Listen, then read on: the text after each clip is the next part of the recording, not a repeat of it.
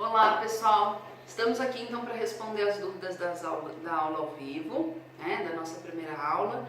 Nas dúvidas que vocês mandaram lá no chat, algumas dúvidas são de cunho pessoal, algumas envolvem questões políticas, outras religiosas e algumas perguntam a minha opinião. Essas perguntas a gente não foram selecionadas para serem respondidas, até porque envolve aí, toda uma discussão que não nos cabe aqui durante a disciplina entrarmos no mérito delas. E também tivemos perguntas relacionadas a conteúdos que não serão trabalhados na disciplina, como no caso de direito do trabalho. Essas perguntas também não são respondidas porque não está dentro da nossa disciplina, tá bom? Então eu separei aqui 5 perguntas que foram trabalhadas na nossa primeira aula, o conteúdo para responder. A primeira delas é da Sandy Cecília, de Pará de Minas. Ela pergunta: qual o tempo estimado que uma lei pode permanecer em vigor? Na verdade, depende da lei que é criada. Só para você ter ideia, quando nós tivemos a Copa do Mundo no Brasil, foi criada uma lei que falava sobre a Copa do Mundo, como que ela ia funcionar, de que forma seriam vendidos os ingressos, quem teria direito a desconto, quanto seria esse desconto, o valor do ingresso.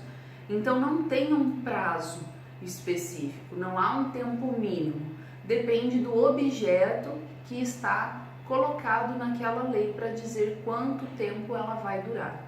A regra é que essa lei, uma vez que ela entre em vigor, não tenha data para terminar, mas aí a gente precisa analisar um caso específico, tá? A outra pergunta é do Marco Antônio Faria, não só dele, mas outros alunos também mandaram essa pergunta. O que seria o habeas data? O habeas data é quando eu preciso de informações em algum órgão público e esse órgão público se nega a dar informações a respeito do meu nome. Então eu precisaria ir na Receita Federal ou na prefeitura do meu município e conseguir algumas informações necessárias, por exemplo, para a compra de um imóvel ou para abrir um consórcio, enfim. E esse órgão se negou a me dar essas informações.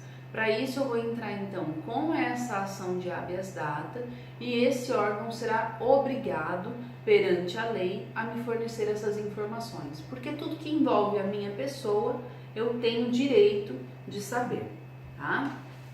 Vamos para a próxima então. A próxima é da Luana Freire.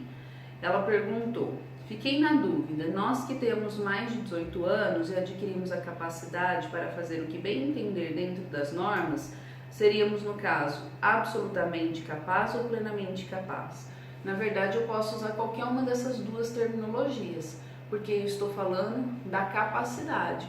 Então, eu posso ser absolutamente capaz, porque eu faço tudo, e plenamente capaz, porque eu também vou continuar fazendo tudo. Tá? Então, é uma terminologia adotada aí pelos autores. Aí temos aqui a pergunta do Hamilton Ribeiro. Ele perguntou quanto tempo uma lei, depois de aprovada, pode demorar para ser publicada. Vai na mesma pergunta de quanto tempo que uma lei fique em vigor. Isso vai depender da lei, de como está todo o processo legislativo, de como está toda a tramitação interna, para saber quanto tempo essa lei vai demorar para ser publicada. Também não há um prazo. A regra é que uma vez que ela já passou por todas aquelas etapas que a gente viu na aula, que ela seja publicada imediatamente e ali na lei seja informado o prazo que vai demorar para essa lei começar a valer na sociedade. E a última pergunta do João Leme Soares, que ele perguntou por que o direito da dignidade da pessoa humana não é respeitado.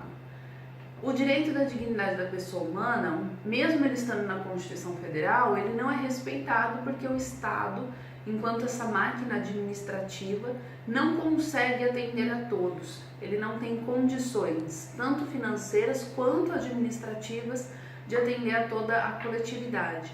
E aí, como nós vamos estudar lá em Direito Administrativo, por isso que muitas vezes o serviço da administração pública acaba sendo terceirizado para outras empresas, por meio da licitação e, consequentemente, dos contratos que são realizados com a administração pública, tá bom?